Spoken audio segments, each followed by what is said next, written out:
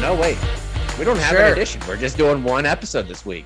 It's this week's edition here on Zero Block 30, and today we have 5 rounds in the magazine. Round number 1. Imagine you're a Bulgarian olive worker, happily doing your job when suddenly U.S. forces come barging in. It's not World War II, folks. This happened last week. Your country isn't under attack. Their LT just got a little lost. Cons knows all about that. Round number 2, an ISIS wannabe was about to head overseas to be a badass, quote, machine gunner and a beheader until he was turned in by his mama bear. Good on mama. Round number 3, nothing says serious business like a whistleblower hotline set up by a congressman and a senator like Dan Crenshaw and Tom Cotton. They set up this hotline. It's about sexual assault, sexual harassment, and hazing. Just kidding. It's about being woke. A hotline for wokeness. The troops responded in only ways that troops know how to. Intense and serious sarcasm. Round number 4, we have a badass of the week. There's a Florida boy who swam an hour through gator-infested waters in my hometown. This is a Jacksonville special story, which I'm super excited about. Swimming an hour in the St. Johns River. The St. Johns River, first of all, you want to know a fun fact about the St. Johns River? Of course I do. Yeah. It's one of only 2 rivers in the world that flow backwards. Cool. What's the other? Well, how do you know a river's flowing backwards? Nile. Usually it goes north to south. That's not the way this one flows. It flows in the opposite direction. Whoa. Yeah. And Kate, you know what Dikembe Mutombo used to say, right? No. The Nile is not just a river in Egypt. That's exactly right. That is what he used to say. Dikembe Mutombo, Malumbo, Majumbo, Mutombo. And finally, round number 5. We're going to talk a little bit about the worst things to buy as an adult. I don't know where. Oh, I do know, because this week I had to buy some dumb shit. I spent my morning in a tire shop. Tires, man, when you have to spend, if you spend over, I'll say $150 on something that 1, people won't notice, and 2, doesn't make anything look any better, it just feels like a waste of money. Just a huge waste of money. So we've all been adulting for a while now. We're going to give you a few of our least favorite things to purchase. One of those is not 3Chi. That's one of my favorite things to purchase. 3Chi is the industry leader in Delta 8 products. All products are formulated by a biochemist and made in the USA with USA Grow Hemp. 3Chi's Delta 8 is federally legal version of THC and is more effective alternative to marijuana. Oh, guess what? They had this bill that was going through Texas, and it was going to make Delta 8 illegal. Again, they were going to try to make it where you couldn't have Delta 8. Did not pass, did not go through.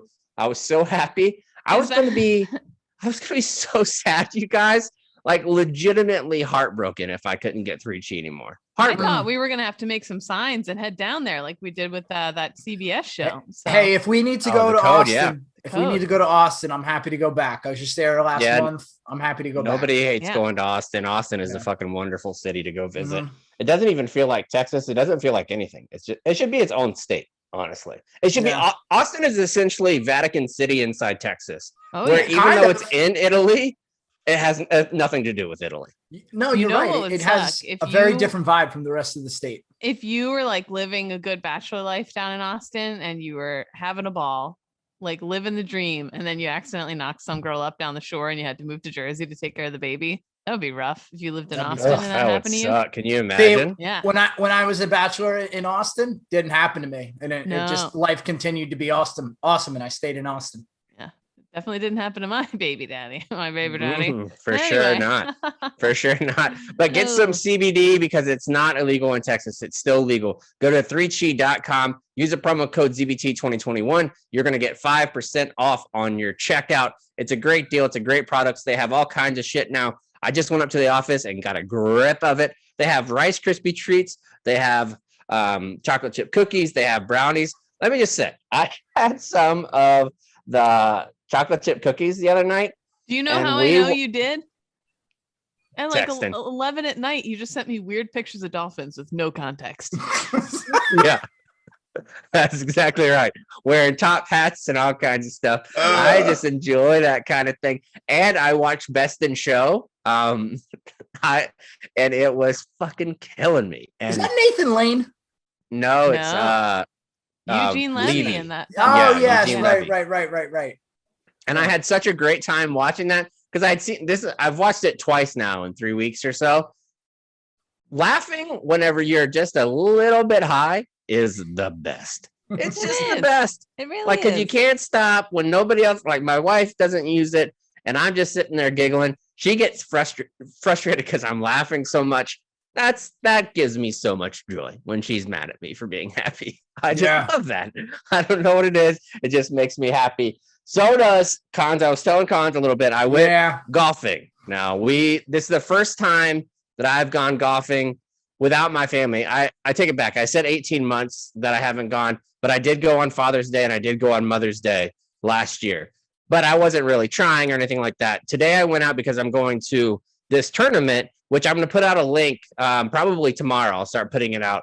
I'm doing this event. It's called the Longest Round, and I'm going to Minnesota, and it's to raise money where this company or this organization puts people together like the battle buddies. If you were injured in combat, they reconnect you with your battle buddies. So you guys can go golfing, you can go hunting, you could do whatever you want to.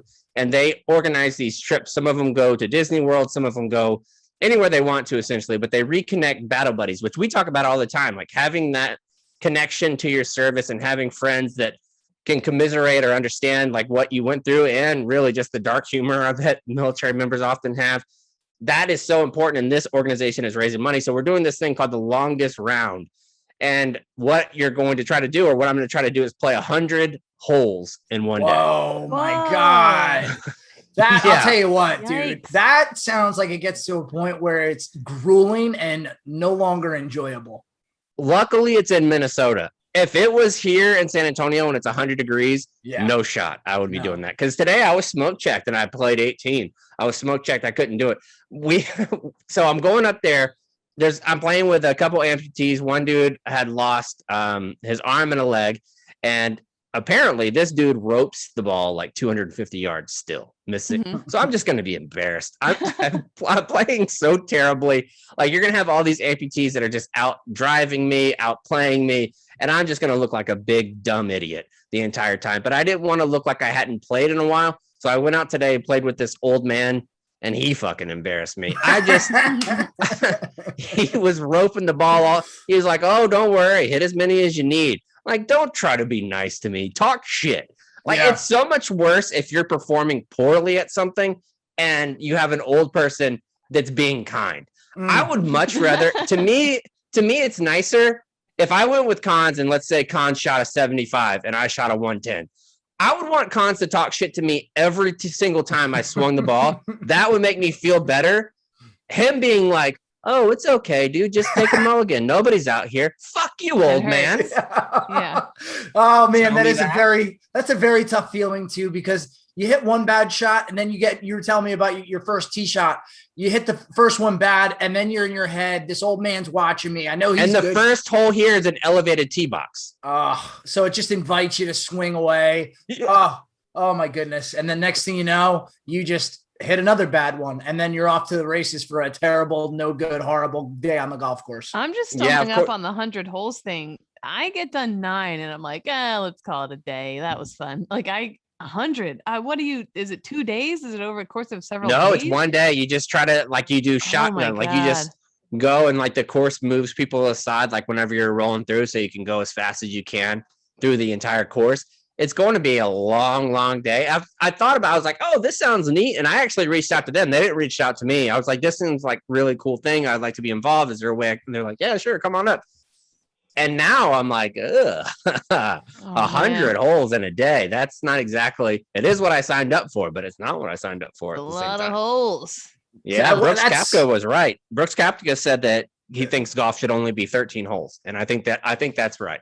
Because at about like 13 or 14, you're like, "I'm fucking sick of this." I'll say this, though. I think it depends on what kind of day you're having. Because there are some days where you're out there and you get to 13, 14. You're like, "Damn, I can't believe this is almost over." And you're excited that you play 18. But yeah, there are days where you get to 12 and you just think to yourself, "My goodness." See, I disagree there, Cons. Yeah. I think on the days that I'm playing really well, and I realize that I'm playing really well, I'm like, somebody just call it. Where's some lightning? So I could go in, I could tweet my scorecard, be like, "Guys, I had shot like a 54 through the first 16 holes. Like, what is going on here?" You want to go out like Costanza. "All right, I'll see you. I'm good." Yeah, I get that. Exactly. I'm actually, on Hey, Sunday. everybody, we're all gonna get laid. That's a great song. That's a great Nailed that movie. line. Right?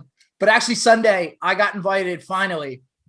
So I caddied all through high school at Plainfield Country Club, which is one of the top 100 courses in the world. I was a caddy. No. I didn't belong there. Trust me. I just worked there. And I hadn't played there since high school when I was caddying. And they made a lot of adjustments to the course since then because they've had a few tournaments, a few PGA events, and I got invited to play on Sunday. So I'll be going back there to play. So I'm very much looking forward to that. Very nice. Yeah. What some people weren't looking forward to was some special forces members flying through their factory, right, Kate?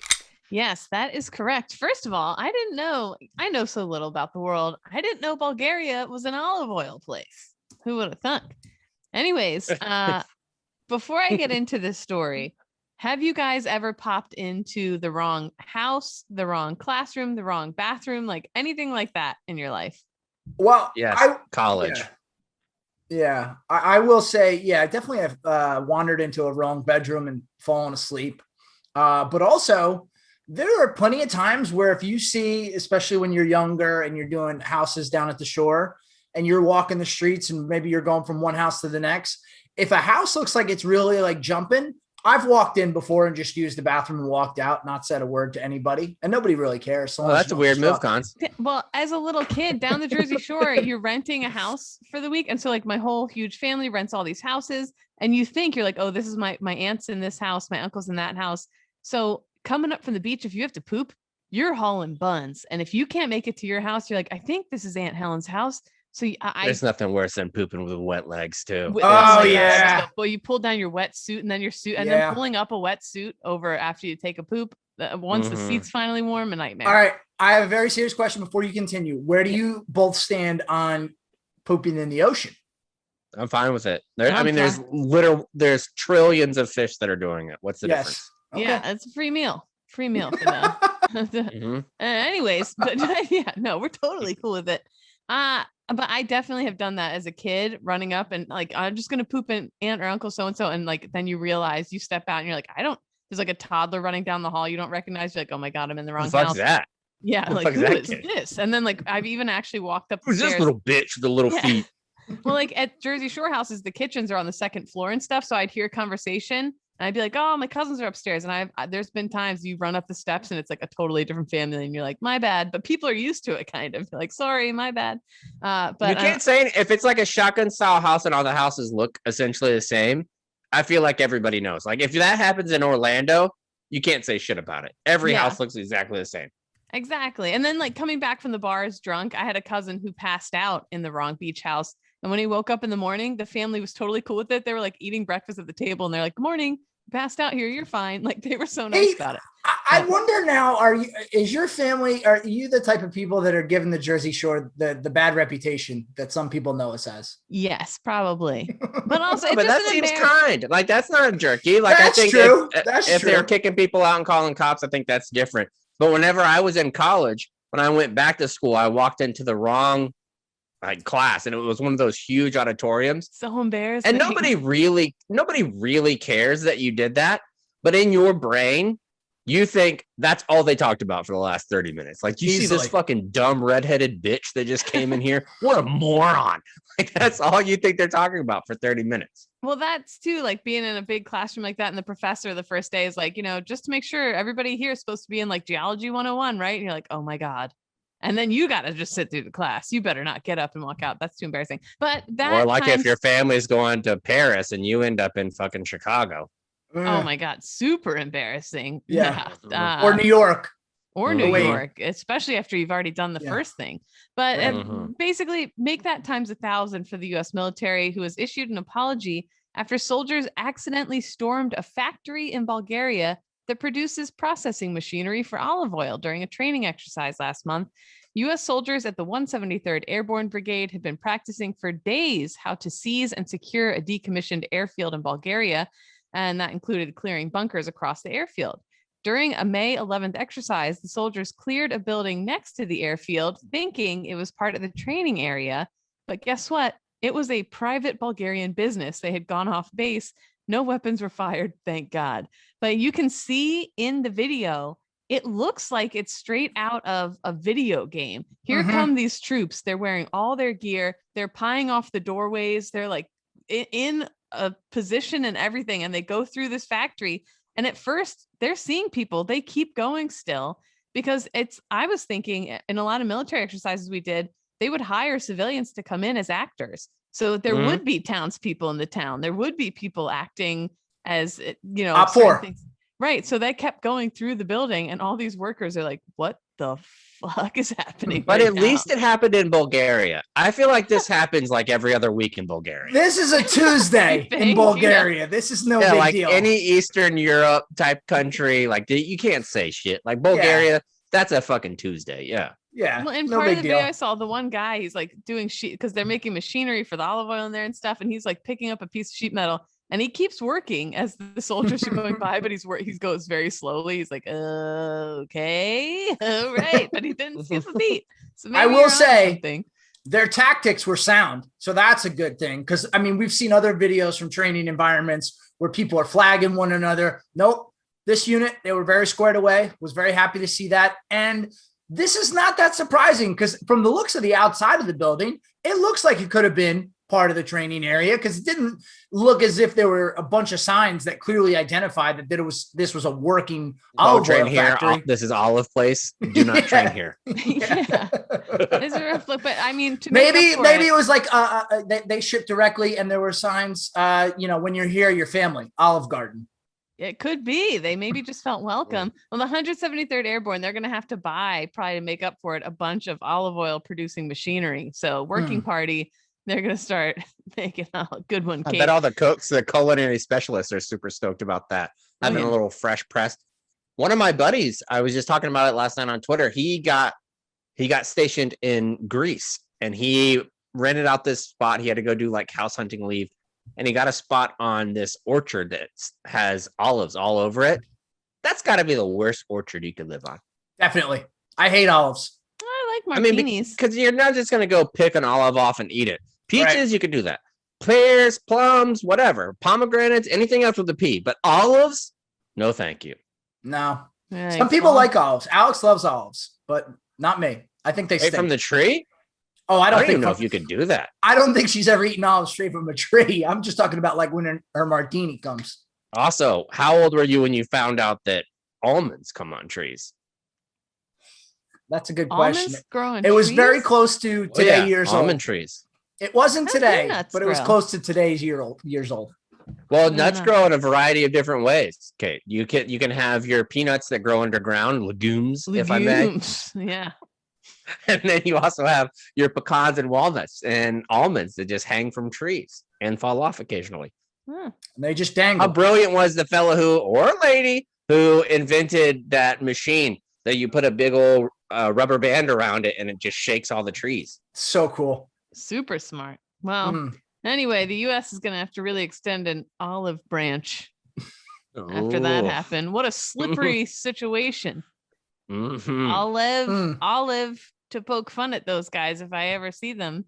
Yeah. When you were dating and not really dating, but when you were having a boyfriend or girlfriend when you were in middle school or early high school, instead of saying I love you, did you ever say olive juice?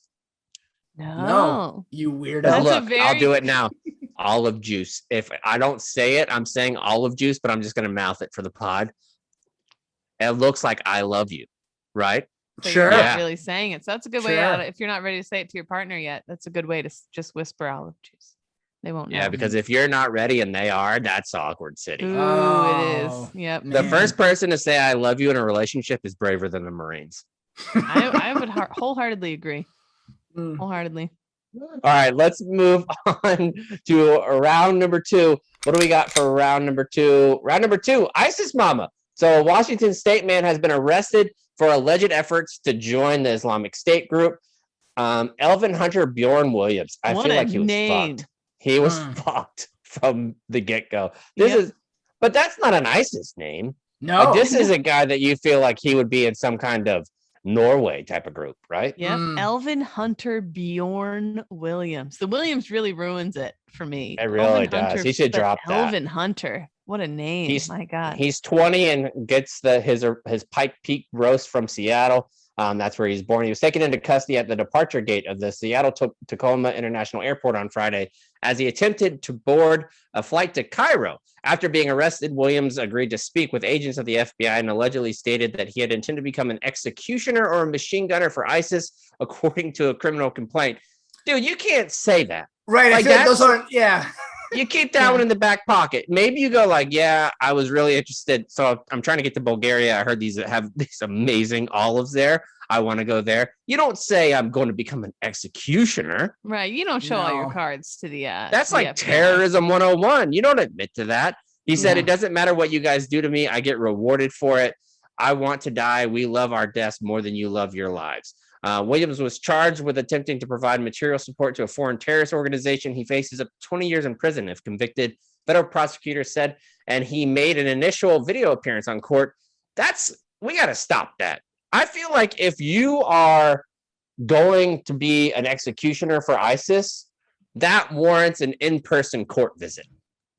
Yeah. Well, I think that's one that you should be in person. That shouldn't be a Zoom hearing. Yeah. Like a traffic court, fine. Do it on Zoom. If you want a misdemeanor marijuana possession, do that on Zoom. Executioner, where you're trying to behead somebody, buddy, you got to go in. You got to be wearing the orange. You got to be shackled up. You can't just come in there like that.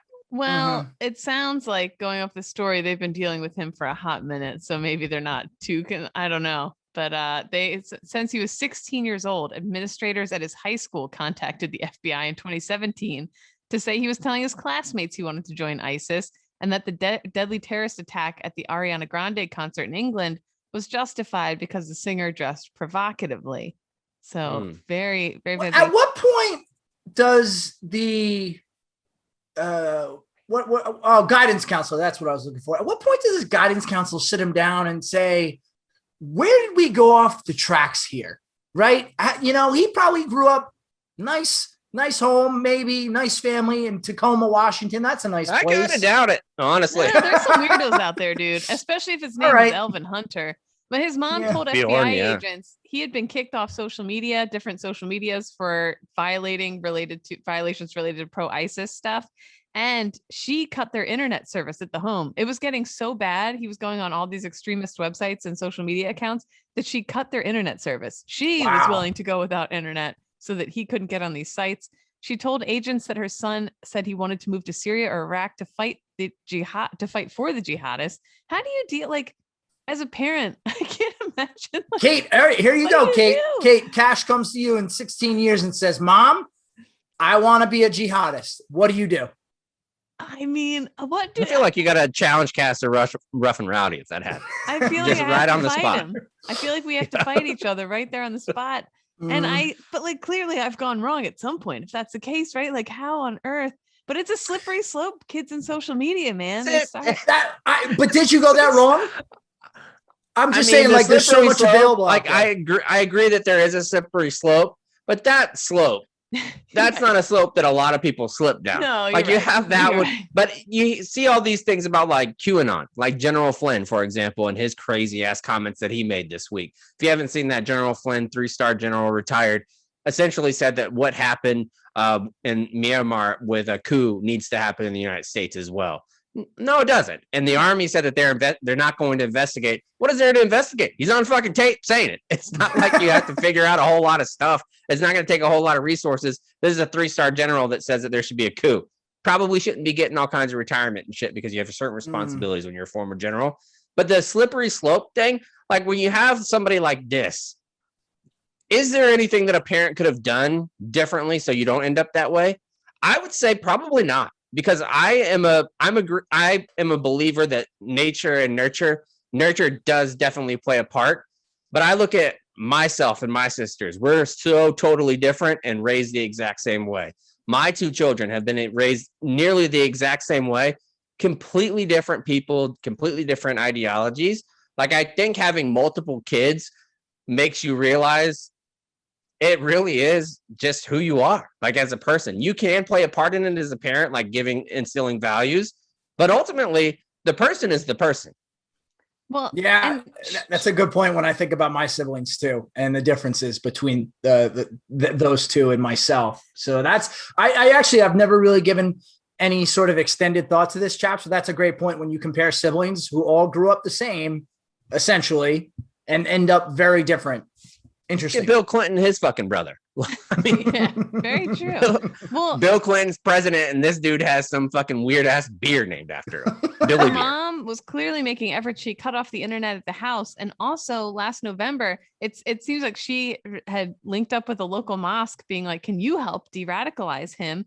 Well, that didn't work out either. The Seattle area mosque contacted the FBI to say that the kid Williams they were trying to look after him as an act of charity to de-radicalize him, helping with a place to live, food, and tuition for a semester of college. They also gave him a cell phone and a laptop to help him find a job, but the members made it clear he would have to abandon ISIS if he wanted to get help. Williams was asked to return the phone. I feel like that's a fair request. Very fair request. Hey, you got to chill with the ISIS stuff. Yeah, but he was asked to have his return laptop and phone, just no ISIS. Well, he blew it. Member of the mosque saw him using his phone to watch ISIS propaganda videos and engage in online chats with radicalized individuals. They also reviewed the phone and were disturbed to find numerous ISIS-related videos with graphic violence, including beheadings and instructions on how to build bombs. The FBI opened an investigation into Williams and used several confidential informants, some who posed as ISIS recruiters, to monitor his activity over the years. He swore an oath to ISIS in November 2020. I wonder if he had to do a duck walk too. I wonder if he still had to get down. Yeah. I've heard ISIS MEPS is very intense. Yes, I believe so. Probably had to cut his belly button ring off. Lots of paperwork. Yep, absolutely happened to me too. But he's joined up with them officially, and then obviously the FBI was just waiting to say you're fine. I don't get it. Listen, joining ISIS sounds like, to call back to our previous story, it sounds like the pits, being part of ISIS. You got to hate everybody. You wear like the same thing every day. You live a very minimalistic life. Why not just, be a normal 20-year-old? You need to be more specific, because a lot of that sounded like the Marine Corps too. Yeah. A lot of it, yeah. You hate everything. You wear the same thing every day. They make you run. Yeah. You spend a lot of time in the desert. Not great. Sucks. I guess the large difference being their ideology really stinks. And I mean, the worst part, I guess besides wanting to be a beheader, is that now you're gonna go to fucking jail to prison for 20 years, and realistically, you didn't do anything but watch some fucking videos and try to board a flight to Cairo. Yeah. You didn't do anything, but you're going to jail for 20 years. Well, at least if you do something, you're going to jail for a reason. This guy was just like, it's just his imagination running wild. But I will say, you know what? I like it. I like that we're not letting him off the hook. It's like, hey, you want to join ISIS? Cool. Jail, 20 years. Easy. Yeah, and it'd be different. It'd be even different if you just tried it one time. You've been trying this for 4 years, bub. You need to go away. Right. We gave you all the outs in the world to say, you know what? Maybe this ISIS thing isn't really the best path for me. But nope, he kept at it. And guess what? Attica, 20 years. You know what you don't get in prison? What? Black Rifle Coffee. It's a veteran-owned coffee company serving premium coffee to those who love America's veterans. CEO founder Evan Heffer spent 7 years on the ground overseas with U.S. Special Forces as a CIA contractor. Evan modified his gun trucks in the invasion of Iraq to grind coffee anywhere. I bet his platoon sergeant had to be pissed about that. Like, why? If I came... I just don't... I think most motor pools would frown upon you making serious modifications to a gun truck that for coffee purposes. That's kind of counterpoint. I think everybody loved them because they always had fresh coffee. That's true. Black Rifle Coffee Company is continually committed to supporting veteran law enforcement and first responders. In 2020, Black Rifle Coffee donated more than 6 million cups of coffee to deployed soldiers, law enforcement, and medical workers through their signature Buy a Bag, Give a Bag program. They import their high-quality coffee beans from all over the world and roast them 5 days a week at their facilities in Manchester, Tennessee, Salt Lake City, and they have some brick-and-mortar spots here in San Antonio as well. If you want it, go to blackriflecoffee.com/0. Use a promo code 0 to get the freshest coffee in America shipped to you. Let's move on to round number 3. This one comes to us from Task and Purpose. It was written by James Clark, and I love this kind of story because one, it just is so that people like Dan Crenshaw and Tom Cotton spend their time like coming up with this and having their staff members actually put this website together and having all these different types of whistleblower things for the purpose that they have is just unbelievable to me. So the story says Navy SEAL veteran Representative Dan Crenshaw from Texas recently took to Twitter to announce a newly created whistleblower website to help root out the scourge of wokeness in the U.S. military, and he is getting trolled over it hard. The trouble started on May 28th when the former SEAL officer turned congressman posted a call to action on Twitter, encouraging service members to reach out to his office and to Senator Tom Cotton from Arkansas, a former Army officer, with evidence that woke ideology has infiltrated the ranks of the U.S. Armed Forces. After all, it is useful. It's a useful tool for hearing from constituents.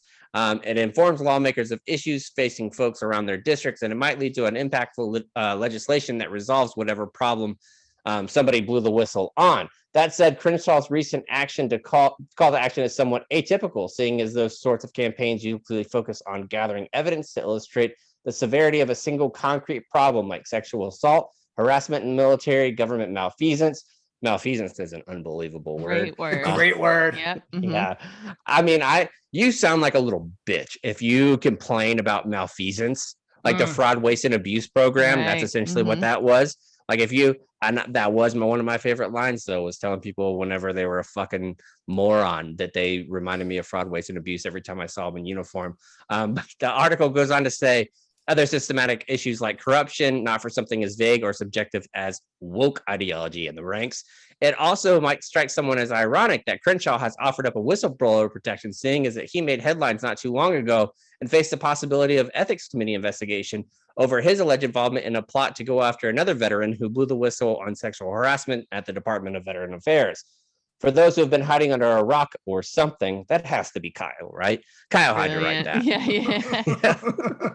The typical complaint about wokeness in the U.S. military goes a little something like this. Because some of the branches in the military created a maternity flight suit and updated their hair regulation for servicewomen, this proves that the Department of Defense is caving to pressure over political correctness and isn't focusing enough on war fighting. The counter argument to this is that they can do both. So it goes on and on about this woke ideology whistleblower program. And there is certain elements of society, elements of political ideology who really believe that the military is this woke instrument. What do you think the percentage is of people who in the military who would say there's too much wokeness going on in the military? 10? I was going to say it's a small percentage. Yeah, I was going to say small. I was going to 10 or less. I don't think they would say, what are you talking about? Because you are in a bubble and you don't give a fuck. You're just busy training and doing your job. So like I was going to say, what is it? Woke ideology. It just, by the sheer words, it just seems something that is somewhat of a conspiracy that doesn't actually exist somewhere in the military. It's just a stupid concept. Like it's like they're complaining that the military is saying, hey, having bases named after Confederate soldiers, we have finally realized that they were the enemy. The Confederacy was the enemy of the United States of America. Maybe we shouldn't have our bases named. Women are equal to men. Whoa, that's terrible. Let's not teach that anymore. Like there's the things that people are complaining about. Homosexuals, they have the right to be in the military too. It's essentially civil rights that you're teaching that they are an equal part as just like the regular white males. I don't understand why that's a bad thing. Right. I mean, to make the leap that it is a bad thing is like jumping over the Grand Canyon, because to think that, well, now we let the females wear their hair differently, this will be the fall of our military across the world. I don't know how to make that leap is very, very impressive, as a matter of fact. Yeah. All these guys are scared of they're scared of change, and they're scared of something that maybe this makes them seem a little less manly. If there's girls with ponytails running around that can do the same shit as them. I can't figure it out truly that it's still the only reason why the only reason we're really talking about this is because I knew for a fact as soon as this came out, oh, this is going to get trolled to shit. Like if you put it out there where you can submit anonymously and is the type of thing, it's going to get trolled to shit. And that's exactly what happened. So Task and Purpose published a bunch of the submissions that they were sent The first one says, in 1972, a crack commando unit was sent to a prison by a military court-martial for a crime they didn't commit. These men promptly escaped from a maximum security stockade to Los Angeles underground. Today, still wanted by the government, they survive as soldiers of fortune. And then it says, please describe your goals in working with Representative Crenshaw. If you have a problem, if no one else can help, and you can find them, maybe you can hire the A-team. Were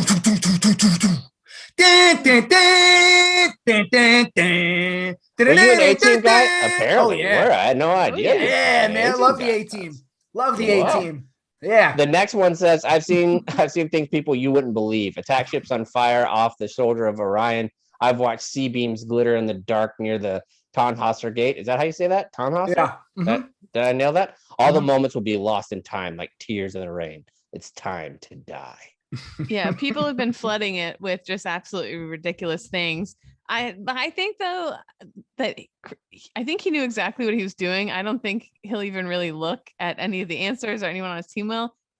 Just the fact that he created it, pandered to his audience perfectly, to his fans perfectly, to his whatever perfectly. And I think they'll be like, damn right, that's whatever. And that to them, that's all that matters. The rest of this, the trolling, the whatever, it doesn't matter.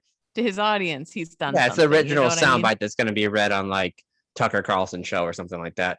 The next one says, I think my base commander may have ordered a code red to kill a fellow Marine who is not fitting in well at the base. I have no proof of this, but that's the scuttlebutt. When I confronted him about it, he told me that I could not handle the truth. I went to school and a bunch of Cubans and Soviets parachuted out of the sky. Kyle thought that too. I went to school and a bunch of Cubans and Soviets parachuted out of the sky. This was cool because we didn't have school. But it was bad because the commies killed some people and they made us learn stuff like Red Lives Matter. Very woke.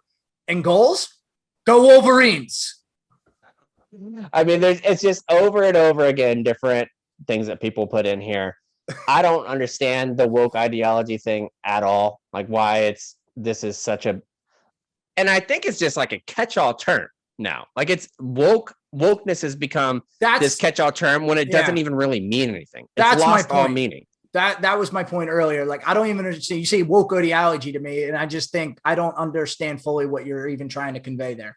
Seems like they mean decency. Like wokeness means like you're trying to be decent. You're trying to be kind to everyone. We don't tolerate that kind of shit around these parts. God forbid. And again, he knows exactly what he's doing in playing off.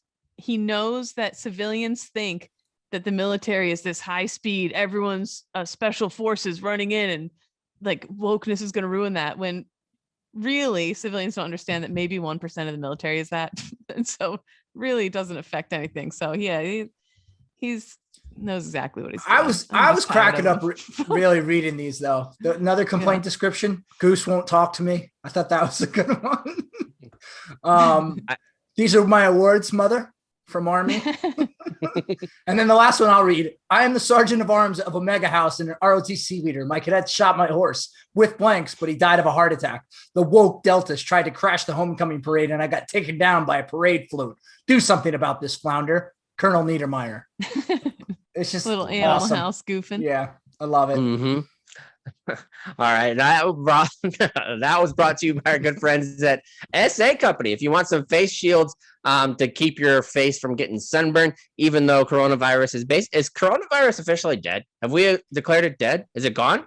So it's I'm gone, gonna say, right? I'm gonna say we might want to choose our words carefully there. I would say it's taken it's on life support. Too soon. But I'd say it's not doing well. Yeah, no, I think we're I see what you guys meant because I said dead. We're getting out of the worst of it though, that's for sure. It's New York well, City, if you want to get out of the worst of the sun, you can do it with SA Company. They have SPF 30, lightweight and breathable. It's a perfect piece of protective gear. It is very comfortable. A lot of the protective mask and the sun shirts and shit like that, it doesn't feel great on you. But this one, you can wear it in the pool whenever I put it around my neck so my little shoulders don't get all sunburned. And then I dip it into the water, drip it over my head. It feels lovely because it gets cooled. I have some SA face shields, and you can get them with all the different types of decorations and things like that. Go to safishing.com. You can get 5 shields for the price of 1, plus a lifetime warranty and free returns if you're not satisfied. That's safishing.com/0. Let's move on to round number 4. What do we have for round number 4, Catherine? We got a badass of the week, chaps, and it's from I your love neck of this the story. woods. From your Yeah, neck it of is. the woods down in Florida. A Mhm. 7-year-old boy in Florida is being. How old's McCartney? 8. 8. So I just picture how tiny they are and how and I'm picturing someone their age doing this. A 7-year-old boy in Florida is being hailed a hero after he swam ashore to get help when his sister and dad got swept away by a current. Stephen Poust told CNN affiliates that he anchored his boat on the St. Johns River in Jacksonville, Florida, to let his 2 children, Chase 7 and Abigail 4, go swimming on Friday. All of a sudden, Abigail, who usually hangs out at the back of the boat, had to let go because the current got so strong. The 7-year-old decided to also let go in order to keep her from drifting, but then he was stuck. Poust jumped in and tried to help them and told Chase to swim to shore while he tried to reach his daughter, who was wearing a life jacket. I told them I loved him because I wasn't sure what was going to happen. I tried to stick with both of them. I wore myself out. She drifted away from me. Holy shit, parents' worst nightmare. Deep for a 7-year-old. Wow, I'm impressed. Took Chase an hour to get to the shore. He told WJXT that he floated on his back and doggy paddled so he wouldn't get worn out. When he reached land, he ran to the nearest house for help. Meanwhile, his dad and sister drifted about 1.5 miles to 2 miles away from the boat's location. The Jacksonville Fire Department reached the boat, but had to call in other agencies to expand the search. If it wasn't for help of colleagues, the outcome would have been different. They used every resource that they had, and thank God they found the father and the daughter, and they are all safe. Let me give you a little background of what swimming in this river is like. This isn't like a river that you can see in it. This river is, I've spent a lot of time swimming in this river. One, there's alligators fucking all over the place in the St. Johns River. Typically, alligators, whenever you're swimming, they don't mess with you, so it's not super scary if you're from that area. But if you're a 7-year-old thrashing about or a 4-year-old thrashing about, and you know that there's alligators in there, which if you're from that area, you know it because your parents point them out whenever you're going down it's just a fun thing to do. My grandfather used to take me to this place called Alligator Alley, and it was in Palaca, which is about 45 minutes south of Jacksonville. And whenever you're in that spot, you can see the eyes of the alligators that are on the top of the water, and you'd be like, there's an alligator, there's an alligator, there's an alligator. So every time you go in, you're just thinking, I'm in a school of alligators right now. That's where I'm at. So to be in this type of water where you can't see the 4-year-old going by herself, dude. And I can't, the fear that would be in your throat whenever you're telling your children, I love you, because you think they might die. Oh my God. And not only that, once you find out that your kid didn't die, you might die again because your wife will fucking kill you. I was just thinking about that. I was like, he was probably most scared of all that his wife was going to find out about this. Because what if he doesn't say, and then it pops up on the news, and then you have your adorable little son standing there in his American flag fishing shirt, and you're like, you did what with our children? Mm-hmm. That's terrible. Because that current doesn't just pop up. Like that's not something. Like once you realize that there's a current going downstream, and spoiler alert, in a river, there almost always is. Mm-hmm. Like you don't let a 4-year-old float by themselves. No, not at all. You don't. Like whenever I would go to the lake with McCartney, I would constantly have McCartney tied to me. Like everywhere we went, it was like McCartney was a dog on a leash. Like you are going to be on my hip at all times. That's where you're going to be. 4 years old floating down the St. Johns River, scary as shit. But this Florida. This guy, you know how they'll have it is extremely Florida. You know how they'll have like if a kid scores like 30 points in a AAU basketball game and they're like 10 or 11, where Coach K will offer them a scholarship. This should be something that a Navy recruiter does, and being like, look, you have a spot in the SEALs as soon as you're old enough. Yeah, seriously, because clearly brave. How many 7-year-olds have this level of intestinal fortitude? This is unbelievable. And knowing to have the peace of mind to know, okay, I'm going to lay on my back for a little bit so I don't get worn out. That was impressive. But to go swimming where there's a bunch of alligator eyes and you can see them, that's going to be a no from me, dog. I'm just not getting into that water from the beginning. I'm staying away. But I understand that, but honestly, I've never heard of anyone in my life getting attacked that I know by an alligator, and I've lived there my entire life. Yeah. My cousin Will, actually, he has lived in this town called Ocala, which is south of Jacksonville too. And he was telling me one of his buddies got attacked by an alligator last weekend. And he sent me a picture of it.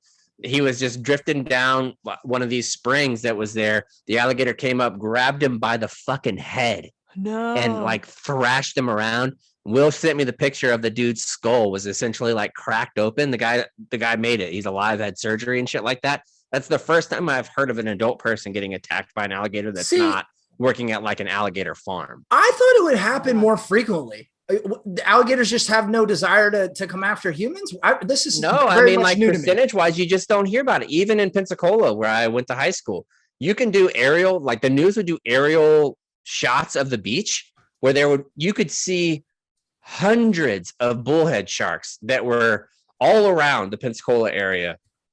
It's so rare for somebody to get attacked by it, like just so rare for it to happen. And every place that I went swimming in my whole life, I knew that there was alligators in the water. It didn't really faze me. Like it really didn't, which is weird. Well, that's just like, I think growing up near a beach, if you go swimming in the water, you watch Jaws enough time, you realize there's dangerous animals in the ocean, but you kind of just don't think about it. You just go out there. Well, there's been about 6 alligator attacks per year from 1971 through 86, and about 10 per year from 1987 until nowish. So, and I mean, that's so little. I mean, so 10 years, nothing. Only 24 killed since 1973, and that was it as that's 2019. Nothing. So I bet Jolly Ranchers have killed more people than alligators. Yeah, absolutely, for sure. Little hot dog piece. Yeah, absolutely. I mean, you have a Jolly Rancher get stuck in your throat, you're dead, man. Forget it. Yeah. I heard this boy though when he was eventually rescued, they gave him a big old bucket of alligator bites, and he said, "No, thank you. I'll have a hot dog." The best part is that when he was getting interviewed, he was 7. He was from Florida. He was ripping cowboy killers, just Marlboro Red. Yeah. He was just fucking getting after it. All right, let's move on to round number 5. This one is a little bit of a poll that we're not really a poll, but we're just tired of spending money on stupid stuff. What's not stupid is Simply Safe. If you want to spend your money on something that's worth it, that'll help keep your family protected. I don't know if they have alligator insurance, but basically anything else, they have it. Simply Safe has an award-winning system that helps all the technology, bells and whistles, everything that you'd expect these days. But the people at Simply Safe really take it to the next level. They're there around the clock whenever you need them. And the thing is, Simply Safe makes it easy. It takes about 2 minutes to customize a system on their website. I would say less, because they have everything kind of like set up for you, what you would need. Whenever there's a fire, burglary, a medical emergency, a burst pipe, or even a problem while you're setting up the system, burst pipe. I wonder if I haven't seen the burst pipe one. I need to check my system out, see if it has burst pipe. That'd have been really helpful whenever we had that winter storm here. But Simply Safe has a person with expertise if you're not ready to help you 24/7. Wow, good job reading. See, this is why I do the fucking FDR voice. And there's always going to be somebody there to help you when you need it, so you don't have that feeling that you are swimming downstream in alligator infested water by yourself. Go to Simply Safe right now, simplysafe.com/CBT, to customize your system and get a free security system. You can also get a 60-day trial, so there's nothing to lose. That's simplysafe.com/ZBT. So this one, I went this morning. My wife's car, the tires were like starting to get bald, so I went to go replace it. And that's an expense that you don't really think about that often. Like it's not something that's constantly in the forefront of your mind. Oh, I'm gonna have to buy tires soon. So then when you go, and you don't buy them that often. Like you buy tires like every 5 or 6 years. And if you buy a new car, you probably don't have to, because usually you buy a car 5 or 6 years. So you could go a decade without having to do it. I was sitting there today and I was like, I want to just get the same exact tires that I have on here now. The ones that were stock, they're fine. They last a long time. And the guy was like, all right, it's going to be $1,120. It's like $1,120 for fucking rubber and metal. Yeah, $1,100. That's tough to swallow, man. That's tough to swallow. How much do you think it costs to manufacture? It's got to $20, $20 of a material. Maybe. I don't know. We'll have to get Big Rubber on the horn and see what they have to say. Fucking ridiculous. I was thinking this might be, but I've had a lot of those experiences of a really terrible thing to buy for adults over the last 3 or 4 months because I moved. One of which, my first one, anything to do with a roof. Yeah. Yep. You have to repair anything on a roof. No one knows. No one will care, but that could be legitimately a $30,000 expense. Yeah, I had to replace the roof of my house in Texas before I sold it. When they did the inspection, they're like, yeah, this got torn up in one of the hailstorms or what have you. So luckily those inspectors are bullshit too. They're liars. Dude, so roofs, and then one of mine was a French drain. If you ever get told you have to do a French drain, that was the other thing. My realtor said, oh, there's water collecting in your backyard. We're going to suggest you install a French drain. I Googled that today. Does a French drain actually help remove water from soil? And it said no. So I got taken to the cleaners on that one too. So lesson learned. But luckily the insurance covered some of the roof, but a roof, man, depending on how big your house is, forget it. Mm-hmm. For me, not fun groceries. I hate spending money on fucking vegetables. It's the worst. Veggies are expensive, man. And then I know in my bones they're going to sit in my fridge till they go bad. But I feel like at this point, I got to be buying them and stuff. So, the worst. Have you been eating veggies? Yeah, I've been forcing myself to. You know what? All I do now is the frozen steamed veggie meals. I just frozen meals morning, noon, and night. That's what I do. But like healthy ones. So that sounds sad. It's so sad. So sad. You should, Hans, what's yours that you hate to buy? HVAC filters. So there's another thing I learned. Yeah. And those aren't expensive, but it's a pain in the ass. So I learned this one the hard way too, because growing up, I never paid attention to the air conditioning unit in my house because why would I? Right. So then I get to my house and all of a sudden one day my air conditioning isn't working. So I look and I can't figure it out because what the hell do I know about air conditioners? So I have a technician come and it's like, oh yeah, it's all stopped up because the filter was bad. You need to change these filters. And I said, excuse me, you need to change the filters? How often do you need to do that? I had no idea. And all the ice. You need to change your attitude. Is what you should have said. Yeah, you're right. All the change your expectations. How about that? Yeah. And it just collected on the bottom of the unit and there was just a big block of ice. So that was the hard way that I needed to learn to change. Yeah, when that happens and it's something so simple. Yeah. When there's a home thing that you just don't know because you've never had to deal with it. Like during that storm, our pilot light went out in our water heater.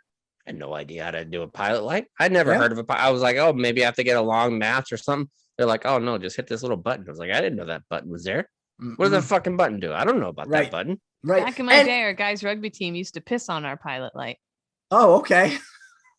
That's fucked up. That's mean. Anyway, those rugby guys were the worst. They were the worst guys. Took dumpers, right? In the top of your toilet. Didn't they do that? They upper deckers? No, the worst was they pooped in our like washer and dryer, our clothes washer. Oh yeah, that's even worse. And on my floor. Nice. That's not nice at all. Near my bed. Oh my goodness gracious. There's no such thing as poop goofing with your friends. Hooked up with them though.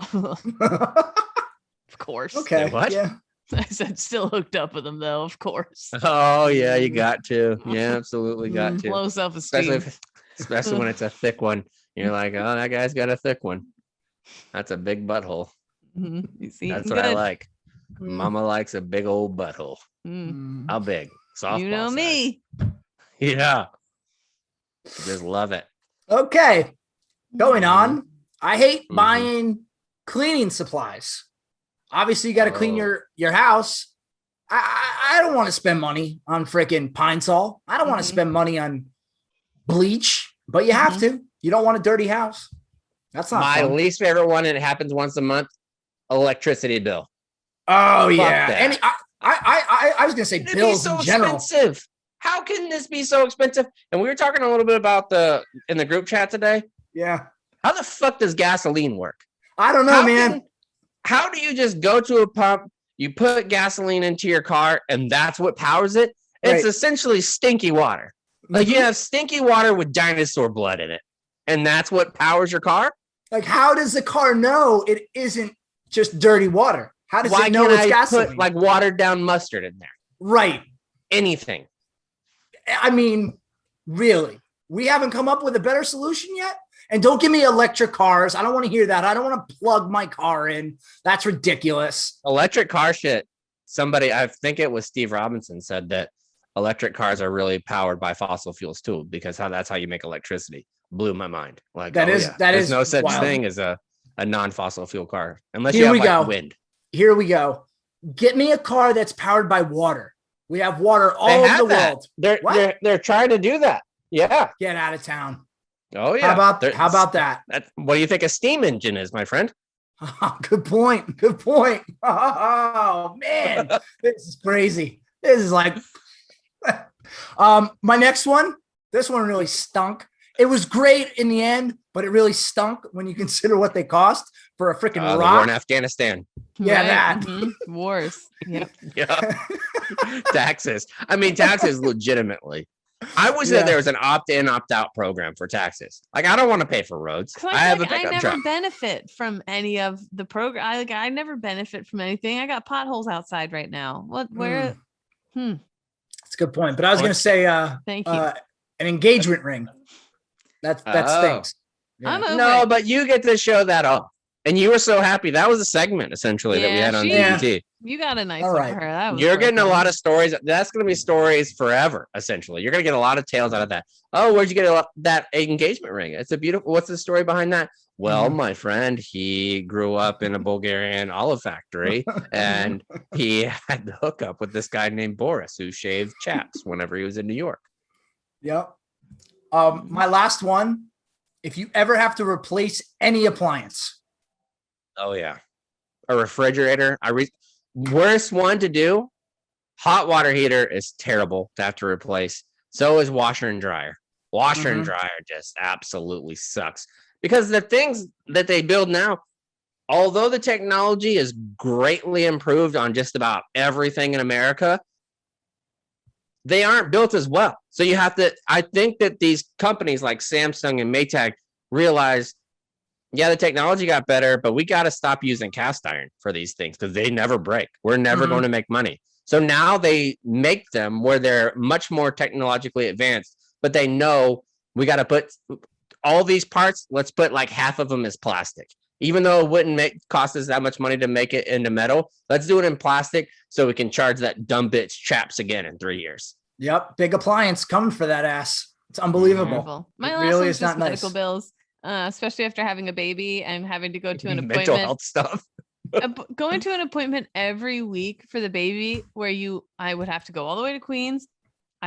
Parking costs money. And then I go in and for 2 seconds, they look at you. They're like, okay, you're fine. See you next week. And then you get the bill and you're like $400 fucking dollars. What? So that's a killer. This Your insurance doesn't pay for that? No, thank God. Chunks of, but like you look at the thing, you still have to pay like parts of everything. If I didn't have insurance, he would have cost me almost $30,000. What? No, it's so We insane, got the man. bill the other day and our jaws dropped. We're like, Oh it was my like 29,500. Yeah, insane. Have you ever seen those? It's like the clips from Europe where they show Europeans what Americans pay as far as healthcare goes, and it blows their fucking mind. Yeah. Like they'll be like, "How much does this aspirin? Do you think this aspirin costs?" And they're like, "Aspirin? Just go to your pharmacist and ask them." Because I guess they like give it to you. Like if you need it just like they just hand it to you. Like here you go. And because it's socialized medicine, there's so many things that we have to get a prescription for that they don't have to do that. And their advertisements when they come here, like a European comes here to America, and we have like our Cialis commercial or whatever, our Viagra commercial. They're not allowed to do that in Europe. You're not allowed to have medical advertisement in Europe. What? So it blows their mind. They'll be like, "Oh, how much did you have to pay for your appendix to get taken out?" And Europeans will like, "Nothing. Like I'm a citizen here. It cost me nothing." An American will be like, "Oh, fucking 15 grand because I didn't have insurance."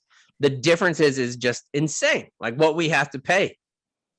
Yeah. Crazy. Well, I mean, there are some differences between socialized medicine and what we have here. Obviously, we don't need to get into that, but it is a little ridiculous when you consider some of the things that we have to pay for and what they cost just for showing up. You just it is good like to have our system of as far as research if you need brain surgery or something like that. But 99% of the procedures that you need done, socialized medicine does it perfectly fine. Yeah. Oh well. Well, fuck. All right, let's move on to safe rounds and alibis. Kate, we'll start with you. I have an interesting one that I had no idea about. Do you know who John Hinckley Jr. is? Sounds familiar. Don't know off the top of my head. Isn't that the cousin of John Jingleheimer Smith? No, but his name is my name too. John Hinckley Jr. tried to kill President Ronald Reagan and stalked actress Jodie Foster. And if you recall, on March 30th, 1981, Hinckley tried to murder Reagan outside a DC hotel, calling it a love offering to the actress. Like he was like, I'm doing this for Jodie Foster. And he tried to kill Reagan. Okay, to each his own. Better gift than what Miggs tried to give Jodie Foster. Right, exactly. Mm. So you know what I mean there? Do you know? Wait, up... do you know what I meant? Did you know what I meant? I'm sorry. Miggs is the guy from Silence of the Lambs. Yeah, Silence of the Lambs. Yeah. Who nutted in his hand and threw it on Jodie Foster's ear. Yeah. Well, anyway, this Hinckley guy, he ended up shooting Reagan in the lung and he wounded 3 other people. So you think you shoot a president, you're in prison for life. Not the case. This guy is out now. He's been out for a hot minute, I guess. And now he has a YouTube channel and he's getting social media attention. He recently posted a love song called Majesty of Love. He wants to make a new name for himself and says, I'm a musician. Nobody knows that. They just see me as the guy who tried to kill Reagan. So wild. That's stink. I mean, it happened so long ago. It's like, geez, you try to kill one president and that's all anyone ever wants to talk about. It's crazy. Yeah, he's out. If the guy that you tried to kill dies of natural causes, I feel like you should get a clean slate. Okay. Yeah. Anyway, I just thought that was consider That's my saved round. So. All right, cons. Yeah. So this actually happened to me last week. I was coming back on the plane I was down in Florida for a few days doing some recon, and Alex and I were in different rows, different seats, and there was a seat in between myself and another passenger. So I politely, I didn't have to, but I politely said, oh, ma'am, do you mind if my fiance comes and sits here next to me? Because Alex had a middle seat somewhere else on the plane. This woman had a huge bag underneath the seat, and she looked at me and she goes, well, no, because my bag won't fit underneath this seat. And I was just kind of taken aback. And I thought, well, number one, this isn't your seat, so you really have no say where, if my fiance just comes and sits here, you can't say boo. And two, you could just be a nice, decent person and say, oh, I'll fit this bag, because the bag easily could have fit under. She just didn't want someone in between us is really what it came down to. And I say that to say that, like, we were talking about how, your COVID. Ears, Kate, I need to ask Cons a question. Plug your ears, please. How fat was she? Like, if she's already settled. No, she wasn't into the other seat, but she was, it wouldn't have been a comfortable situation. I'll say that. Okay. Don't worry, Kate. She wasn't fat. Oh, good. I'm so glad you asked. Lovely. But no, as we were talking about, COVID is on the way out and we're kind of returning back to society. I just, kind of remember, like, it's kind of like when you were going from high school to college or from middle school to high school, and you can kind of reinvent yourself maybe a little bit and be a different person. You have the choice to be a good person as we all re-enter society. There you go. That's it. Be kind. It's very simple. Be a good human. Everybody has that choice shame now. Somebody because they can't get their stuff underneath a different seat. It's fucked up. Yeah, exactly. You should never do that. Yeah. But just be mindful as you get back into society. It's your choice to be a nice person. That's my soapbox. All right. Mine is the Sergeant Major of the Army had a new program that they announced. Apparently, this program has been around since 2014. I never heard of it, where you can take a pause in your enlistment. Yeah. And in that, you can take a pause, and for every month that you leave the Army and go do other things, you owe the Army 2 months whenever you come back.